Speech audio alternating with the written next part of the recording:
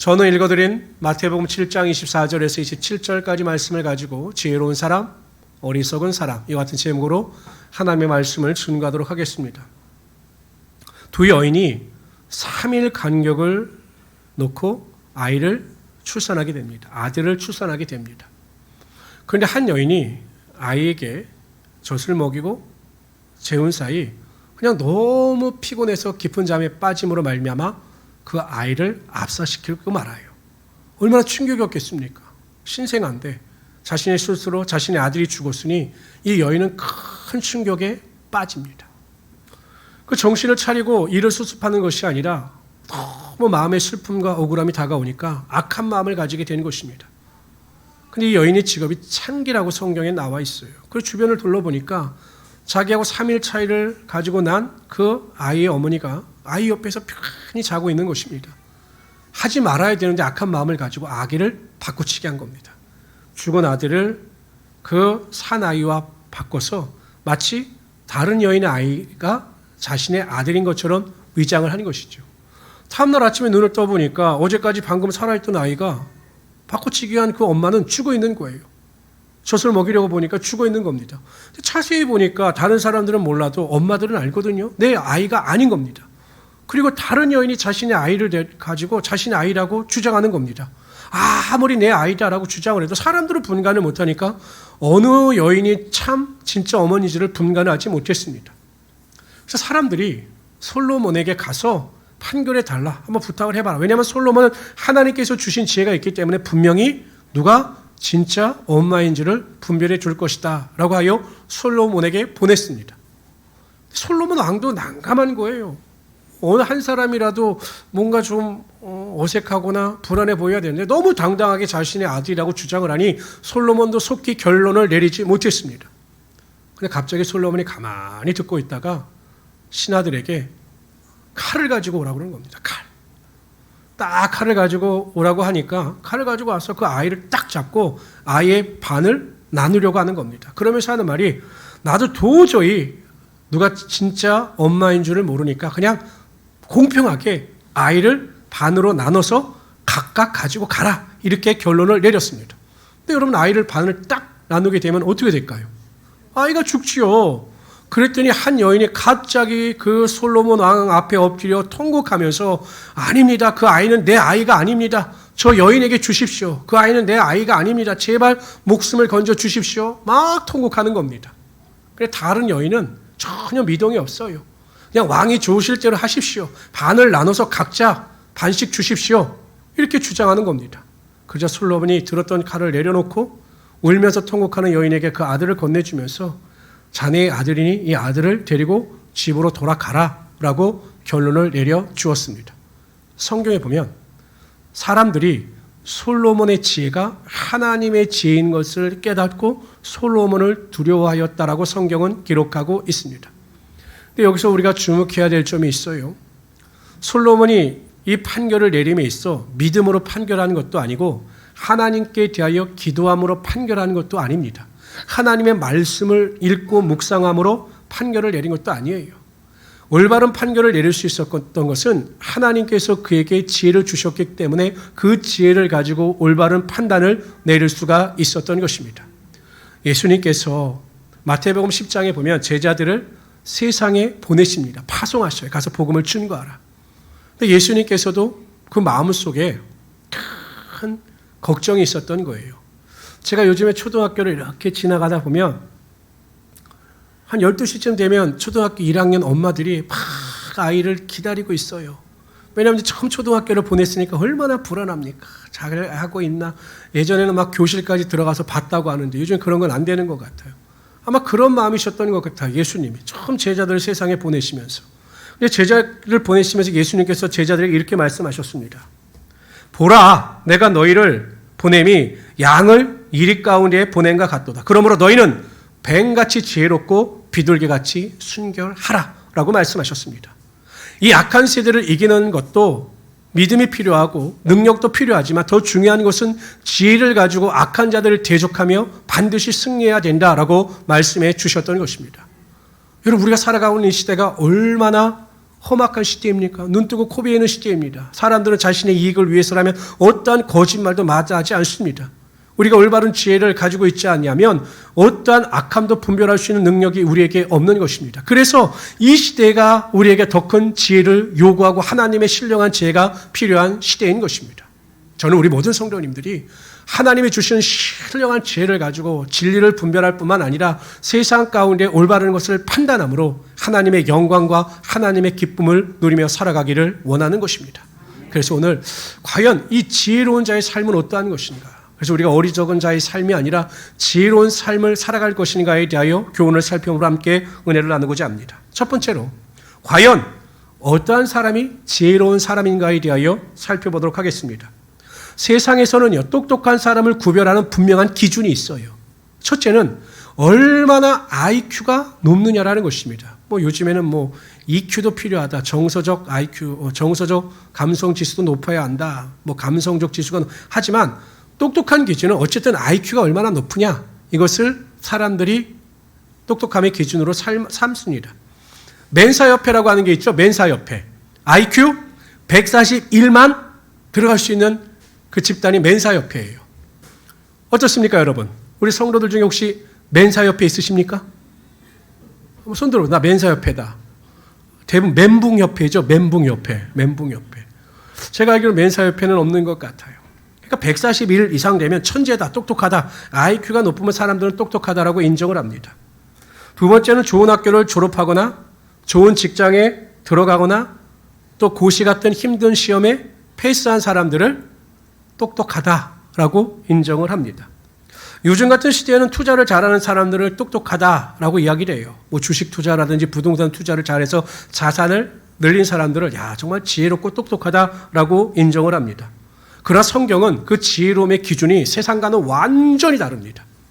절대 우리 세상의 기준을 가지고 이 지혜롭다라는 것을 결론 내리지 말아야 합니다.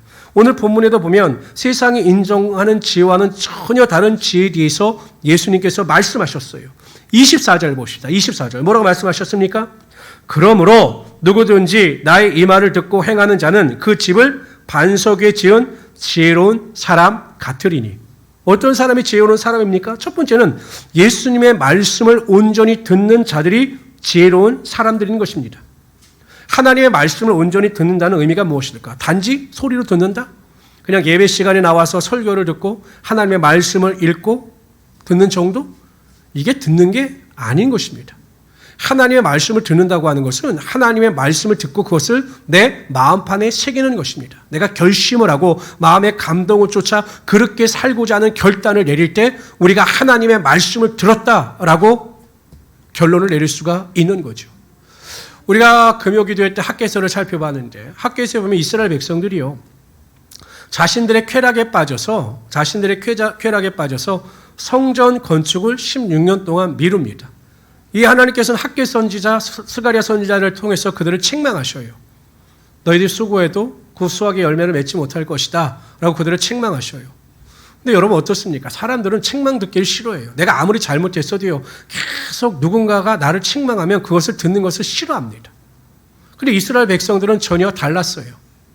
뭐라고 성경이 기록되어져 있냐면 책망을 듣고 이스라엘 백성들의 반응에 대해서 이렇게 이야기합니다. 스알디의 아들 스룹바벨과 여호사닥의 아들 대제사장 여호수아와 남은 모든 백성이 그들의 하나님 여호와의 목소리와 선지자 학개의 말을 들었으니 이는 그들의 하나님 여호와께서 그를 보내셨습니다. 백성이 다 여호와를 경외하며. 하나님의 말씀을 들은 거예요. 책망하는 말씀을 듣고 그 말씀을 수긍하여 그들이 회개하고 돌이켜 하나님의 말씀대로 최선을 다하여 살아갈 것을 결심했다라는 것입니다. 이것이 하나님의 말씀을 듣는 거예요. 세계 경일계라고 하는 말씀이 있죠. 아무리 말씀을 들어도 변화가 없는 성도들이 있어요. 그렇게 말씀을 듣는데, 장로님, 권사님이 되도록 그렇게 말씀을 듣는데 삶의 변화가 없어요. 이것은 들은 것이 아니라 단지 경청했을 뿐입니다. 듣는다라고 하는 것은 마음의 결심, 방향 설정을 하는 것이에요. 예를 들면 이런 것이죠. 오늘 제가 설교를 해서 여러분 가운데 지혜로운 사람이 되어야 합니다라고 설교를 했습니다. 어리석은 사람이 되지 말아야 합니다라고 설교를 했습니다. 그럼 그 마음속에 결심이 있어야 되는 것이에요. 내가 하나님의 뜻대로 지혜로운 사람이 되기 위해서 내가 일주일 동안 결심하여 한번 그 말씀대로 살아보자라고 결심하는 것이 하나님의 말씀을 듣는 것이에요. 그럴 때 여러분 하나님께서 그것을 귀히 여기셔서 그 말씀을 마음판에 새긴 자들에게 하나님의 은혜와 능력이 임하게 하여 주시는 거죠. 오늘 보세요. 학개서에 보면 이스라엘 백성들이 하나님의 말씀을 들으니 하나님의 축복이 임해요. 그들의 마음속에 결심을 하니 하나님께서 그들과 함께하여 주시는 것입니다. 학개서 1장 13절에 이렇게 말씀하십니다. 그때 여호와의 사자 학개가 여호와의 위임을 받아 백성에게 말하여 이르되 여호와가 말하노니 내가 너희와 함께 하노라 하니라. 여호와께서 스알디의 아들 유다 총독 스룹바벨의 마음과 여호사닥의 아들 대제사장 여호수아의 마음과 남은 모든 백성의 마음을 감동시키심에 그들이 와서 만군의 여호와 그들의 하나님의 전 공사를 하였으니 마음의 결심을 하니 하나님께서 축복하시는데 어떻게 축복하십니까? 내가 너희와 함께 할 것이다. 너희와 함께 동행할 것이다 라고 약속하시는 것입니다. 여러분 생각해 보세요. 하나님께서 우리와 함께 하시면 우리에게 능치 못할 일이 무엇이 있겠습니까? 하나님께서 우리와 함께 하시면 우리가 불안해하고 두려워할 필요가 무엇이 있겠습니까? 하나님께서 우리와 함께 하시는 것만큼 큰 축복이 없어요. 하나님께 함께 하시는 자에게는 하나님의 놀라운 기적과 능력이 반드시 나타나게 되어 있는 것입니다. 그래서 하나님과 함께하는 사람이 지혜로운 사람인 것이죠. 뿐만 아니라 하나님께서 그 마음에 감동을 주십니다. 성도 여러분, 왜 우리가 하나님의 일을 하고 하나님의 말씀대로 살아가는 것이 힘들 때가 있어요. 그때가 언제냐? 하나님의 감동이 사라졌을 때입니다. 아무리 여러분 인생이 힘들고 어려워도 하나님께서 영적인 감동을 통해서 하나님만을 바라보며 살아가게 될 때 그 환경이 어떠하든지 간에 그 감동을 통한 하나님의 소망과 기쁨이 반드시 있게 되는 것입니다. 성도 여러분, 우리가 하나님의 말씀을 우리의 의지대로 읽고 우리가 하나님 안에서 우리의 의지대로 예배를 드릴 수 있다? 이건 착각입니다. 하나님께 예배를 드리는 것도 하나님의 말씀을 읽고 묵상하는 것도 하나님께 대하여 기도하는 것도 하나님께서 우리에게 감동을 주시지 아니하시면 온전한 예배와 기도와 말씀의 능력이 절대로 나타나지 않는 것이에요. 성도 여러분, 우리가 아무나 정말 성전 예배 나오고 교회에서 집에서 예배 드릴 수 있는 것 아니에요. 하나님께서 우리에게 감동을 주셔야 하는데 어떠한 자들에게 하나님께서 감동을 주시냐? 결심한 자들, 사모하고 결심한 자들에게 하나님께서 감동을 주셔서 큰 은혜 가운데 살아가게 하여 주시는 것입니다. 그래서 우리 성도님들은 항상 말씀을 들을 때마다 결심하세요. 내가 일주일 동안 오늘 말씀을 붙잡고 살아야 되겠다. 내가 기도의 사람이 되어야 되겠다. 내가 말씀의 사람이 되어야 되겠다. 하나님만을 바라볼 수 있는 자가 되어야 되겠다. 긍정의 사람이 되어야 되겠다라고 결심하시고 그 결심 안에서 방향을 잡고 살아갈 수 있는 하나님의 귀한 성도들 되시기를 주님의 이름으로 축원합니다. 두 번째, 어떤 사람이 지혜로운 사람이냐? 예수님의 말씀을 온전히 듣고 그 말씀대로 행하는 자들이 지혜로운 사람들입니다. 오늘 말씀에도 보면 듣고 행하는 자가 지혜로운 사람이다라고 말씀하고 있는 거죠. 다니엘이 페르시아, 성경에는 바사라고 나오는데 역사는 페르시아입니다. 페르시아의 총리가 돼요. 우리나라 국무총리 정도 되겠죠. 그럼 우리나라 국무총리하는 거는 급이 다릅니다. 그 당시에 여러분 이 페르시아는요, 지중해에서부터 북인도, 북서인도 지역까지 광활한 땅을 지배하고 있었습니다. 전국을 127도로 나눴어요. 우리나라는 8도잖아요. 그러니까 127도로 나눴으니까 그 땅이 어마어마하게 광활하죠. 그러니까 지금으로 하면 127명의 도지사가 있었던 겁니다. 그리고 그 도지사들을 관리하는 총리가 셋이 있었어요. 우리나라는 국무총리가 있고 경제부총리가 있지만 그 당시에는 총리 셋을 두고 그 총리 셋 중에서 가장 우두머리 총리가 다니엘이었습니다. 여러분 생각해 보시죠. 얼마나 바쁘겠어요. 그런데 다니엘은 그럼에도 불구하고 하루에 3번씩 꼭 정해진 시간에 집으로 가서 예루살렘을 향하여 난 창 밑에서 하나님께 기도했습니다. 그래서 다니엘을 해하려고 하는 사람들이 다른 방법을 찾지 못하니까 어떻게 합니까? 왕에게 이야기합니다. 30일 동안 왕 외에는 다른 신에게나 다른 사람에게 기도하거나 구하는 자를 사자굴에 던지는 법령을 만들어요. 근데 그것을 알고도 여러분 다니엘은 꿈쩍하지 않아요. 여전히 하나님 앞에 나가 하루 3번씩 기도합니다. 죽을 것을 알면서 기도해요. 그때 주변 사람들이 안 말렸을까요? 아니, 일단 후퇴합시다. 30일만 참으면, 30일만 기도하지 아니하면 그 뒤에는 아무 일도 일어나지 않고 왕의 법령이 무효가 되니까 30일만 기도하지 마십시오 라고 말렸을 것입니다. 그럼에도 불구하고 다니엘이 계속 기도할 때 사람들이 뭐라고 이야기했을까요? 야, 정말 다니엘 고집쟁이, 불통, 또 미련한 자, 이제 결국 끝났구나 이렇게 뒤에서 이야기를 했을 것입니다. 결국 사자굴에 들어가요. 세상 사람들이 보기엔 정말 미련한 인생입니다. 결국 저렇게 인생이 끝나는구나 사람들이 탄식했을 것입니다. 역전이 일어나죠. 세상이 보기엔 미련한 자였으나 하나님이 보시기에는 순종하는 지혜로운 자였던 것입니다. 하나님께서 다니엘의 믿음을 보시고 순종의 믿음을 보시고 사자굴에서 해서 그를 건져내셨을 뿐만 아니라 그를 더 높여주는 하나님의 역사가 나타나게 하여 주셨던 것입니다. 세상의 눈으로 미련해 보이는 하나님께 대한 순종이 하나님께 대하여는 가장 지혜로운 자로 인정받으며 하나님께서 그를 반드시 높여주시는 것입니다. 오늘 말씀도 보세요. 7장 25절에 이렇게 말씀하십니다. 지혜로운 자들은 비가 내리고 창수가 나고 바람이 불어 그 집에 부딪힘에 무너지지 아니하나니 이는 주초를 반석에 놓은 까닭이요. 하나님의 말씀에 순종하는 자들은 주초를, 그 집의 기초를 돌 위에 세운 자들이기 때문에 어떠한 풍파 가운데서도 안전하다는 것이에요. 하나님의 말씀에 순종하며 살아가는 자들은 세상의 어떠한 악함도 우리를 해하지 못하며 하나님의 보호하심 가운데 넉넉히 이기며 살아갈 수 있게 된다는 것입니다. 성도 여러분, 마음에 감동이 있고 마음에 결단이 있다면 어떠한 방법을 써서라도 그 말씀에 순종함으로 하나님의 능력을 맛보며 살아갈 수 있는 하나님의 귀한 성도들이 되시기를 주님의 이름으로 축원합니다. 세 번째로 어떠한 사람이 지혜로운 사람이냐? 하나님의 뜻을 분별하여 그 뜻대로 행하는 자들이 지혜로운 자들입니다. 에베소서 말씀을 읽도록 하죠. 시작. 그런즉 너희가 어떻게 행할지를 자세히 주의하여 지혜 없는 자같이 하지 말고 오직 지혜 있는 자같이 하여 지혜 있는 자같이 하라. 근데 어떤 사람이 지혜 있는 자냐? 17절 시작. 근데 이게 개역 개정인데 제가 본 개역 성경 더 이전의 성경이 더 번역을 잘해서 주의 뜻이 무엇인가 분별하라. 주의 뜻을 구별하라. 이런 의미입니다. 예수님께서 사마리아 수가성에 들어갔어요. 우리가 얼마 전에 그 말씀을 살펴봤을 때요. 그 제자들이 양식을 구하러 갔다가 양식을 구해서 옵니다. 근데 예수님께 구하나니 예수님께서 양식을 안 드셔요. 근데 제자들이 생각하기엔 누군가 예수님께 대하여 먹을 것을 건네주셨나 보다 라고 이야기를 합니다. 예수님께서 그걸 들으셨어요. 그러자 예수님께서 제자들을 향해서 이렇게 말씀하셨습니다. 나의 양식은 나를 보내신 이의 뜻을 행하며 그의 일을 온전히 이루는 이것입니다. 예수님의 양식이 무엇입니까? 하나님의 뜻을 이루는 것이 예수님의 양식이다. 이렇게 말씀하셨습니다. 우리가 여러분 먹지 못하면 죽어요. 생명을 잃습니다. 예수님께서는 하나님의 뜻을 행하는 것을 목숨과 생명처럼 여기셨다라는 것이에요. 예수님께서 여러분 이 땅에 오신 것도 예수님의 의지가 아니셨습니다. 하나님의 뜻이었습니다. 십자가에 달려 돌아가시는 것도 하나님의 뜻이셨습니다.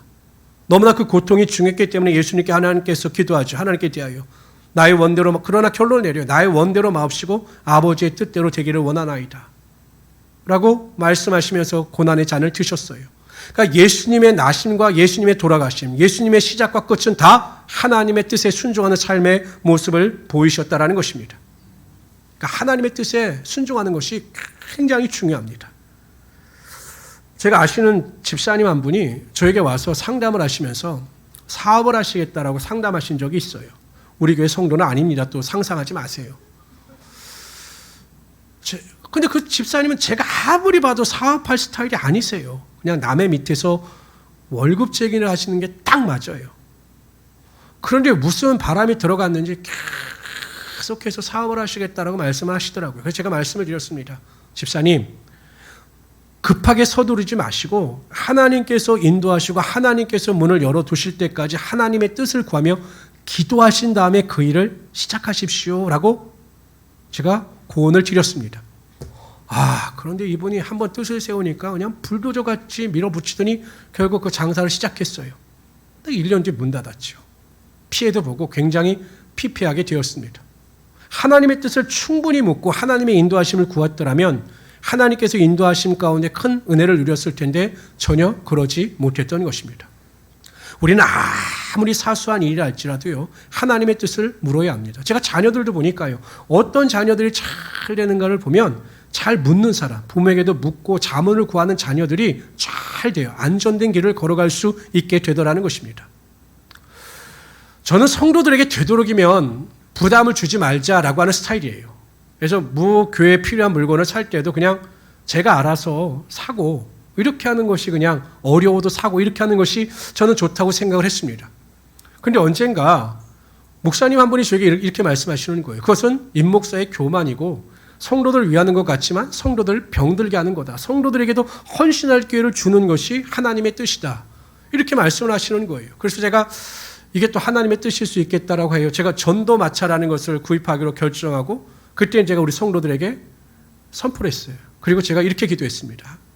하나님, 제가 지금까지 한 번도 이런 것과 관련하여 하나님의 뜻을 물은 적이 없어요. 근데 과연 하나님의 뜻이 무엇인지 저에게 알려주시고 만약 성도들에게 이것을 부담할 수 있는 것이 하나님의 뜻이면 저에게 부담이 없게 해주십시오라고 제가 기도를 드렸습니다. 근데 마음의 평안이 있더라고요. 그래서 제가 그냥 그 전도 마차에 대한 것을 제가 광고를 한 겁니다. 이 전도 마차가 필요하니까 후원하실 분들은 후원하십시오. 그리고 전 염려가 됐어요. 이거 한 푼도 안 들어오면 어떡하지? 여러분, 일주일 만에 그 목표가 다 채워졌어요. 그리고 그 헌금을 하신 분들이 너무 감사하다고 저에게 고백을 했습니다. 그러니까 여러분, 하나님의 뜻을 분별하여 하나님의 뜻에 순종하면 그 사소한 일에 대해서도 하나님의 응답이 임하고 하나님의 채워주심의 역사가 나타나게 되는 것입니다. 하나님의 뜻을 분별하는 것도요, 끊임없는 훈련과 연습이 필요한 것이에요. 하나님께서 뭐 점쟁이들처럼 하라, 하지 마라, 동쪽으로 가라, 서쪽으로 가라, 남쪽으로 가라 이렇게 알려주시는 분이 아니세요. 꼭 점장이처럼 예언하는 사람들인데 그런 분들은 사꾼일 가능성이 많아요. 하나님은 다양한 방법으로 하나님의 뜻을 알려주셔요. 먼저 성경을 통해서 하나님의 뜻을 확실히 알려주셨죠. 또한 사소한 일이 있을 수 있습니다. 그럴 때 우리가 믿음으로 기도하면 하나님께서 다양한 방법으로 알려주셔요. 제가 여러분 한번 그런 말씀 드렸잖아요. 제가 개척을 하는 것이 하나님의 뜻인지 제가 처음에는 세종시에다 개척을 하고 싶었어요. 그랬으면 여러분들 못 만났겠죠. 그때 교회도 나와 있고 뭐 다 이 후배가 알아봐줘서 세종시가 처음에는 정말 하고 싶었어요. 근데 이제 하나님께서 갑자기 저에게 관양동이라고 하는 메시지를 주신 거예요. 관양동. 그래서 저는 이제 관양동만 놓고 기도를 했죠. 근데 제가 불안한 겁니다. 과연 이게 내 뜻인가? 하나님의 뜻인가? 막 헷갈리는 거예요. 그래서 제가 기도했습니다. 하나님, 이게 하나님의 뜻이면 저에게 표적을 보여주십시오. 제가 안양에 개척하는 것이 하나님의 뜻이면 표적을 보여주십시오. 라고 제가 기도를 했어요. 근데 어느 날 제가 그 교회에서 예배드리는 권사님을 모셔드리고 이제 차를 타고 가는데 갑자기 그 권사님이 뜬금없이 저에게 그런 말, 그 대화 주제가 그게 나올 주제도 아닌데 갑자기 저에게 그렇게 말씀하시는 거예요. 목사님, 그분이 안양 출신이거든요. 전주에 사시지만 안양에 사시던 분이에요. 저에게 목사님, 비산동이나 관양동에 개척하세요. 제가 얼마나 놀랐는지 몰라요. 근데 나중에 물어보니까 자기는 그런 말 한 적이 없다는 거예요. 권사님이 제가 말해서 비산동에 개척했어요. 그랬더니 자기는 그런 말 한 적이 없다는 거예요. 그러니까 우리가 하나님의 뜻을 구하면 하나님은 다양한 방법으로 하나님의 뜻을 알려주셔요. 근데 문제는 무엇이냐? 하나님의 뜻을 묻지도 않고 충분히 기도하지도 않고 하나님의 인도하심을 받지도 않고 마치 그것이 하나님의 뜻이냐? 길을 가니까 항상 우리가 어리석은 선택을 할 수밖에 없는 거죠. 성도들이 기도하는 거 보면 대부분 사후통보예요. 하나님께 대하여.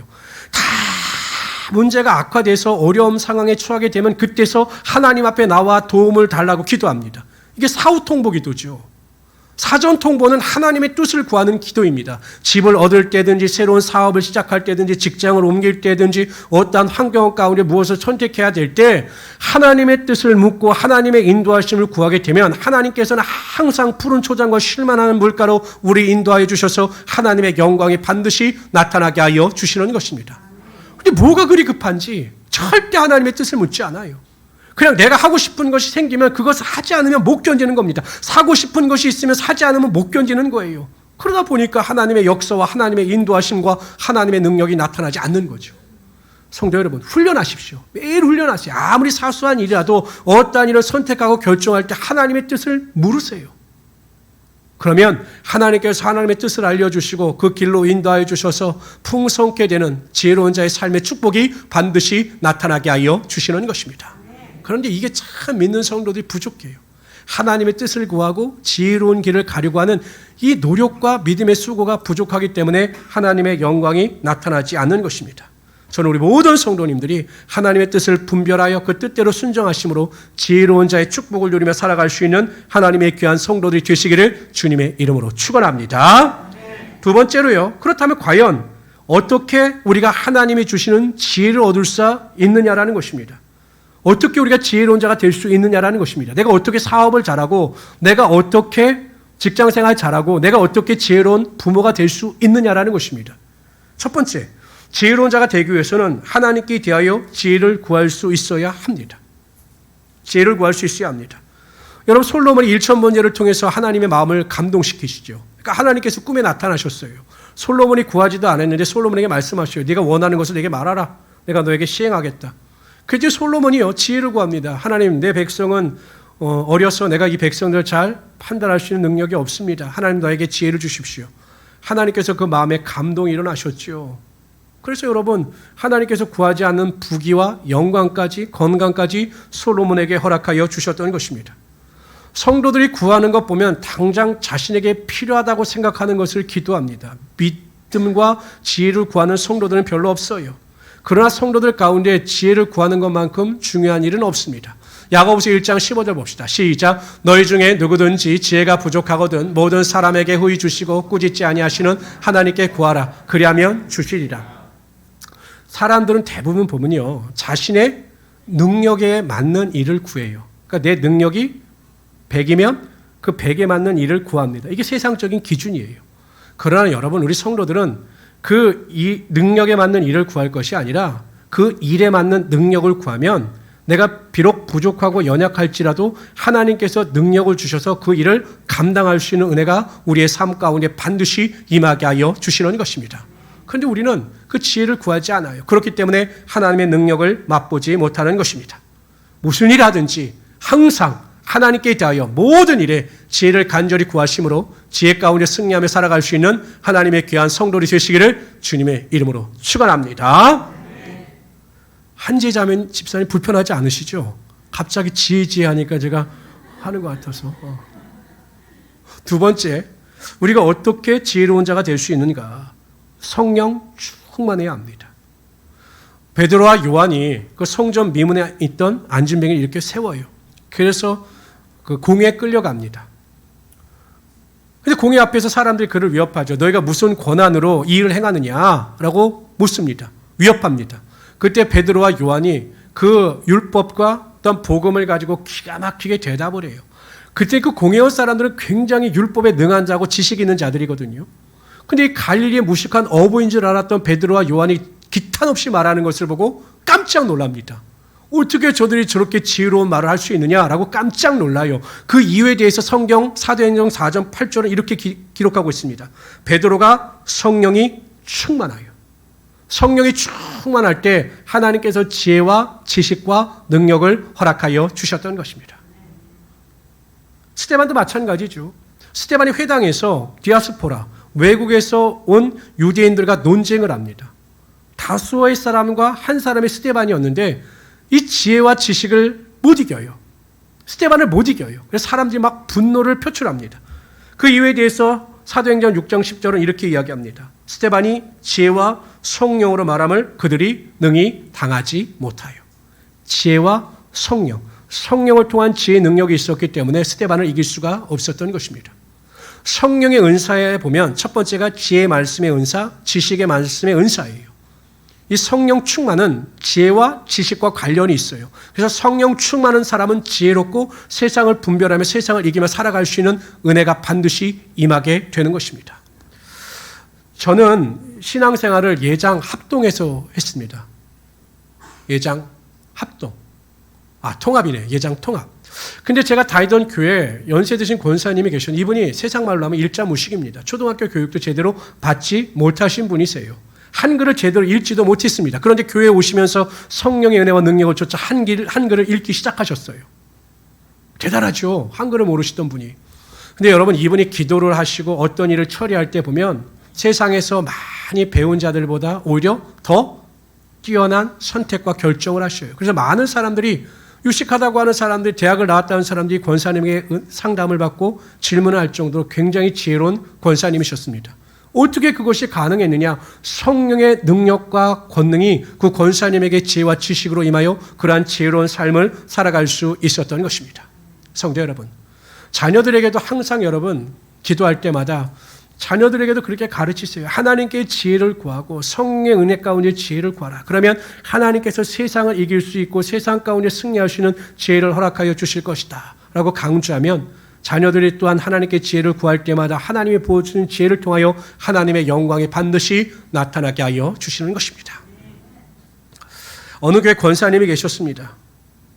참으로 모든 일에 열심을 내시는 분이셨어요. 새벽 예배도 한 번도 빠지지 않고 예배 때마다 모두 참석하고 예배 때마다 설교 말씀을 목사님의 설교 말씀을 얼마나 잘 적는지 모릅니다. 교회 일에도 헌신하고 봉사하지요. 누가 봐도 그 권사님의 믿음에 대해서 의심할 수는 없었습니다. 참 믿음이 좋으신 분이시다 라는 것은 의심하지 않았습니다. 그런데 성도들이 그 권사님을 좋아하진 않아요.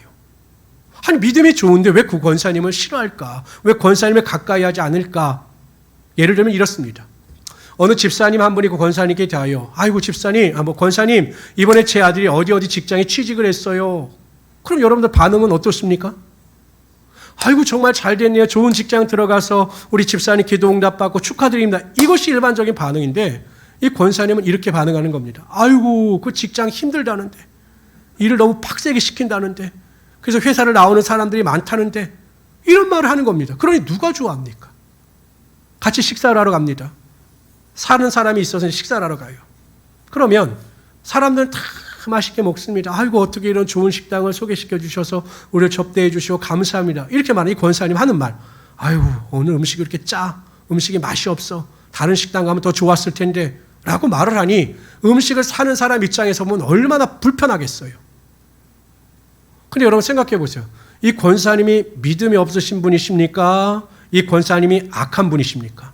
아니에요. 악하지도 않아요. 선합니다. 믿음도 있으신 분이십니다. 그런데 무엇이 부족하느냐? 지혜가 부족한 거예요. 지혜.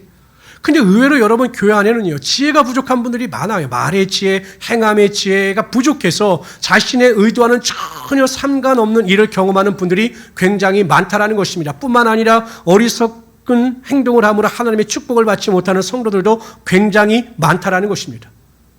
믿음의 문제가 40이라면 제가 보기엔 지혜 문제가 60이에요. 우리 성도들 제가 이렇게 기도하면서 보면 항상 저는 그래서 이렇게 기도합니다. 하나님, 우리 성도들에게 지혜의 영을 부어주셔서 분별케 하시고 잘 선택하게 하시고 바른 길을 걸어가게 해 주십시오라고 저는 항상 기도합니다.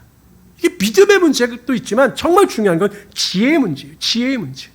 저는 우리 모든 성도님들이 매일 지혜를 구하는 자들이 되시기를 바랍니다.